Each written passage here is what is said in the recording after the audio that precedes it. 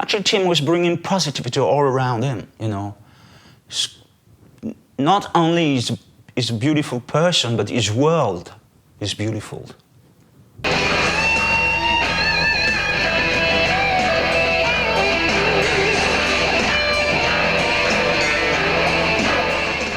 Well, thanks to you, thanks for coming home. I'm coming from the south of France, and I'm exhausted, but I wanted to do this video for TM. I met TM Stevens because of two people really important for me. Woody Vallen from Warwick by that time, and Mark Goudet from Trace Elliot, the early Trace Elliot days. Two people very important for me, and they are still friends for more than 30 years later. Woody, by that time, was artist relation for Warwick. Such an amazing guy, and he was touring in Germany with TM. And he played the tape in his car. TM was next to him, you know. And it was a tape of me playing on a premix of Jan Serka's album that was recorded in London. And the bass was pretty loud in the mix, and I guess TM maybe liked that.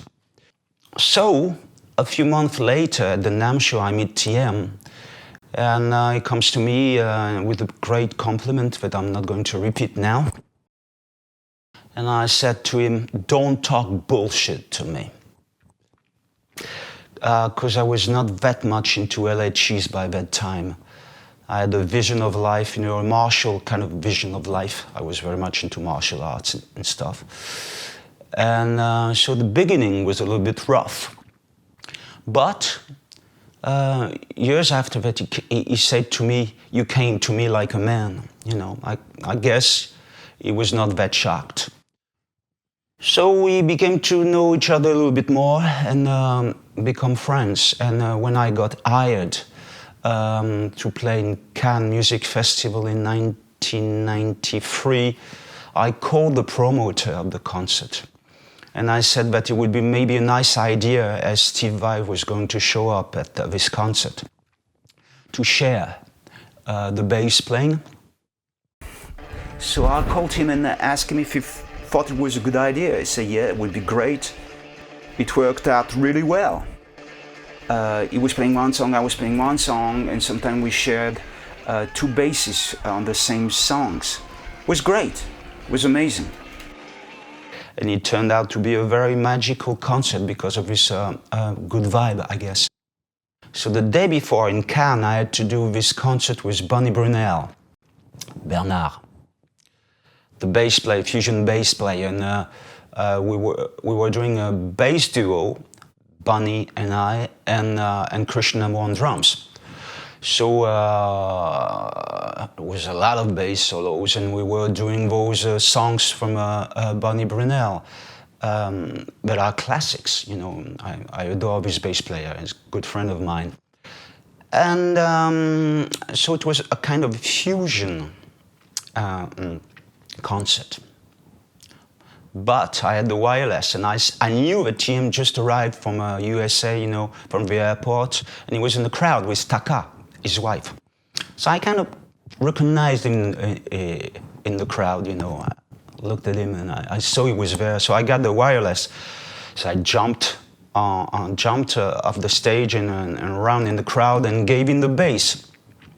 And it turned out from a fusion concert to crazy pure rock and roll hysteria.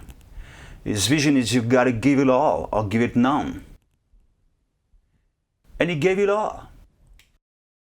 So a few months later, my girlfriend by that time, Debbie Brown, she won 2 plane tickets for New York. So we came to his for 2 weeks in vacation at TM's. And we were no more like friends, but more like brothers. Can't really explain why. It came naturally. So we arrive in New York. He takes us direct from the airport to the most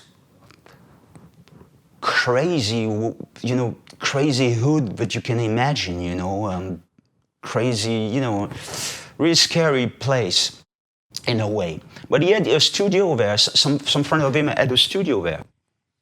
And I just come from the airport, you know, I'm a little bit jet lagged, and I follow my friend. We go there. But he had this idea. Everything was ready in the studio. We had two basses, two bass amps, and it was ready to record us. And how generous is that? Such a great attention from a great friend. He wanted to have a track with both of us in his first CD, Boom. And the track is called Bass Howlicks, you know, because I'm a bass howlick, I'm a music howlick, or whatever. And he was very much into bass and passion for the instrument. So he wanted me to be on his first CD, you know, and how generous is that? Not too many people, you know, like that. Then we go in the studio, and then we arrive at his place in Long Branch, New Jersey, you know. And we're in the car, and turns out to me and says, well, Pascal, I'm just a poor black bass player from America. I'm just a brother who's trying to survive. My crib is kind of small. I hope you don't mind. I hope your highness won't be disappointed. I said, no man, no worries at all. You know, I'm with you, you know, I'm just happy to be with you, no problem. But when you see the house, I mean, it's paradise on earth. You've got a swimming pool, a huge park. The house is huge. And you can feel the passion of music. You've got 40 basses in the house. You've got a big room with all the golden records on the wall. Just a room where he keeps his golden record. And when you see the golden record of the guy, you know, you see the names on it. James Brown, Miles Davis, Tina Turner, Pretenders, Joe Cocker, Billy Joel, Cyndi Lauper. What a career. Makes me think that this guy, this bass player, was able to play with all the big stars in the planet, but with different styles. And it's pretty rare, you know, that sometimes if you get to meet people, a bass player who play very well, amazingly well in jazz, but they're not good in funk or the contrary or whatever. This cat could play every style of music perfectly. Those 15 days in New York, then he showed me where he used to live when he was a little kid. Desperate area, no light, no electricity, really poor place, dirty, you know, kind of weird. And when you've got to be really very good in your heart to be, when you come out of this neighborhood, you know, to be such brilliant, with a great sense of humor, you know, well-educated. He was talking fluent Japanese, he was talking many different languages. It was brilliant, he was smart. And he came from that place. I personally think that you have to be really inside a good person, you know, to succeed coming from that place, to be such a well-educated and brilliant and smart guy. He was a very impressive guy, very strong like bull, very big guy, tall guy. But inside, it was like his heart was like a little kid, you know. And he was scared about he was scared about loonies, he was scared about puppets, he was scared about, it's like the lion being scared of a little mouse, but he was like that. So, and he said, I want to see the Eiffel. I said, okay, let's go see the Eiffel. We go see the Eiffel. So we go to see the Eiffel, and we're at the first floor, and there's a beautiful view of Paris, and we're just standing there, you know, enjoying the view. comes up just near us, a crazy motherfucker with a few inches wooden rat with a crazy smile painted on his face. And that guy was talking to his wooden rat. So Tim was there, I was there in the middle, and the loony with the wooden, talking to the wooden rat, you know, he was really a scary guy, you know, the way he was dressed, like a little kid, you know. No, you know, something weird about the guy, plus the fact that he was talking to a few inches wooden rat with a strange smile painted on his face. And I saw that, and I'm not scared of loonies. Jim, worse, not me. I love loonies. And so I'm talking to the guy, I said, oh, very nice, what's his name? And the guy said, his name is Mimi. And I got to show Mimi Paris. And he starts again to talk to the wooden rat and tell him that this building was beautiful and that areas that got to visit and whatever. So I turned out and looked at TM's face. Motherfucker was gone. He was gone. He was scared about loonies. He was scared about puppets. Down the Eiffel, TM turned to me and said, I saw a motherfucker with a wooden rat at my crib. I shoot that motherfucker 2 times. I remember that. And when we were together, we did attract loonies. I don't know why. Once we were doing some bicycle near the seaside, you know, in Long Branch. And comes out a crazy guy comes up a guy to TM and he talks to him and he stops him, you know. And he goes to TM and says, too much medication is not good for me. Once he was in his studio still in New Jersey. And he was very much into the mix, so I decided to let him do his stuff. And I go to the mall and buy a kind of a ghost suit, a suit of a spectrum coming from beyond. I wanted to make a nice surprise to him. I wanted to scare him to death. So TM was very busy at the first floor in the studio, very concerned about his work and mixing one of his tracks. So he didn't see in the first seconds. And I said, TM, I'm coming to get you. And so he saw the suit, you know, because he didn't recognize me. And for 2 seconds, he thought that death was personally coming to take him to the underworld.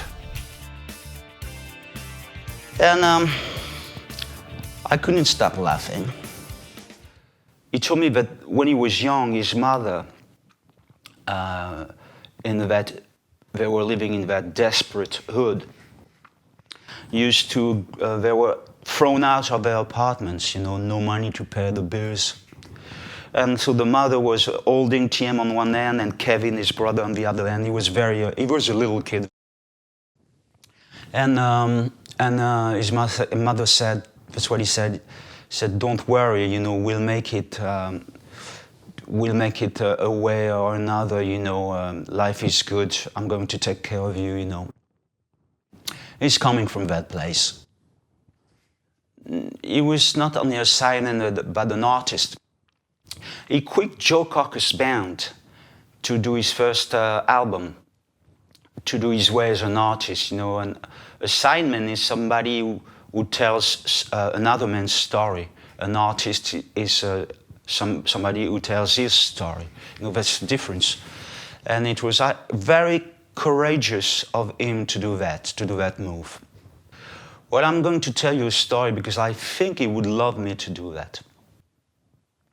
And I would love to do it. He was hired to play with the French biggest star in Stade de France. And they had 15 days, 2 weeks of rehearsal in Los Angeles before going back to Paris and playing. And he didn't do the gig, and I'm going to tell you why. So TM is surrounded by all those French guys, you know. And the first day they told him, don't play so loud. Second day they told him, don't move so much on stage. Third day they asked him, don't wear all those colors. Fourth Fourth day, they asked him, why don't you play mezzo forte at page 24, bar 27? And he said, because I'm having a drink, motherfucker. What I want to say is he was surrounded by neutral mediocrity. Mediocrity, I don't know if the word is correct in English. Mediocrité is what we say in France. And all his beautiful, brilliant qualities, unique, that he had, and made him a star in the USA when he turned out to be with French musicians. It turned out to be not a positive thing, but a negative thing for him. So he started to be unhappy, starting to drink a little bit too much, and he didn't do the gig. Having a great personality, a great sound, a unique musicality were considered to be an handicap for French people. Makes me think about those Larry Graham's lyrics. A weak man's laugh can be a strong man's cry. If you want something neutral, go get a fucking sequencer. Not only was one of the most brilliant bass players in the world that you can recognize with one note, but he was also a marvelous human being. Well, the day you meet TM, your life gets better. I call TM Brother Sunshine because he was caring and gentle, because he was like a brother to me. Not only he was larger than life, but his world was larger than life. It's a world of tolerance, of fun. He believed that despite our differences, there's only one race, only one God, only one people. He believed also that there is only one music. He was able to play reggae, funk, heavy metal, jazz, and he loved to mix all them styles. He loved to mix different cultures, different flavors. He had the most brilliant career at one of the best times to play with all the great stars. But listen to his personal CD. That's mind-blowing. That's unique. Well, even though those stories may sound not significant to you or even stupid, I thought that got to make you know TM a little bit better. I hope so. Thank you very much.